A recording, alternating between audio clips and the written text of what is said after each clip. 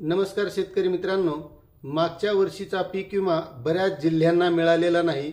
मात्र आता ते संबंधित बातम्या येत आहेत की या जिल्ह्याला इतका विमा आला, त्या जिल्ह्याला तितका विमा आला। आता काही जिल्ह्याच्या बातम्या आपण केल्या, माहिती देण्याचा प्रयत्न केला, पण बऱ्याच जिल्ह्यातून ह्या कमेंट येत आहेत की आणखी आम्हाला मिळालेलं नाही।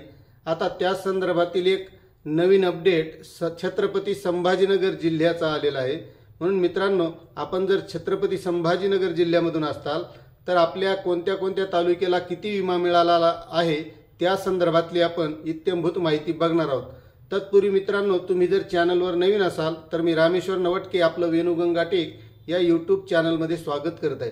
मित्रांनो, तुम्ही जर चॅनलवर नवीन असाल तर चॅनलला सबस्क्राइब करून घ्या, लाईक करा आणि इतरही बांधवांना शेअर करायला विसरू नका।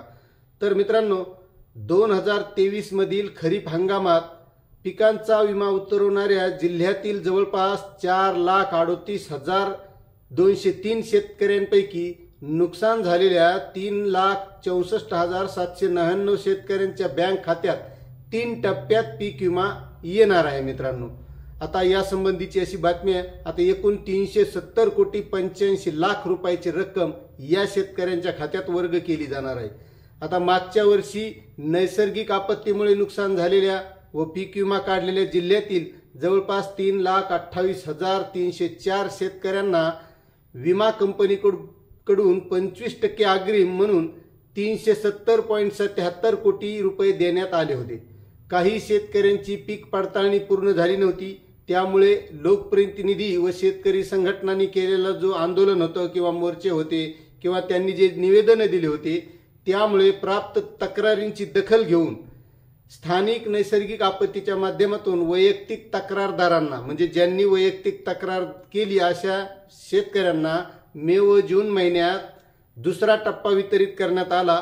तर अंतिम पीक पाहणी गत म्हणजे मागच्या आठवड्यात 36,495 शेतकऱ्यांना 40.9 कोटी रुपये वर्ग करण्यात आले होते। छत्रपती संभाजीनगर जिल्ह्यामध्ये आपल्या हंगामासाठी एकूण 4,38,203 शेतकऱ्यांनी आपल्या पिकाचा विमा उतरवला होता। यापैकी 83.24% म्हणजे 3,64,799 शेतकऱ्यांना पीक विम्याची 370.85 कोटीची नुकसान भरपाई मिळाली आहे। उर्वरित 73,404 शेतकरी मात्र या योजनेच्या लाभासाठी अपात्र ठरले आहेत। त्यामध्ये सोयगाव वैजापूर तालुका हा आघाडीवर आहे की ज्यांची अपात्रता जास्त आहे।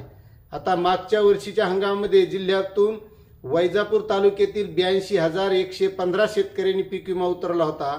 यापैकी 98.84% म्हणजेच 81,164 शेतकऱ्यांच्या बँक खात्यावर पीक विम्यापोटी 105.457 कोटी रुपये वर्ग करण्यात आले आहेत। सोयगाव तालुक्यात 20,857 शेतकऱ्यांनी पीक विमा उतरवला होता। यापैकी 20,787 म्हणजे 99.66% शेतकऱ्यांना 31.14 कोटी रुपये मिळाले आहेत। जिल्ह्याची पीक विम्याची आकडेवारी बघता मित्रांनो, आता आपण कोणत्या तालुक्याला किती पीक विमा मिळाला त्याबद्दल माहिती बघूया।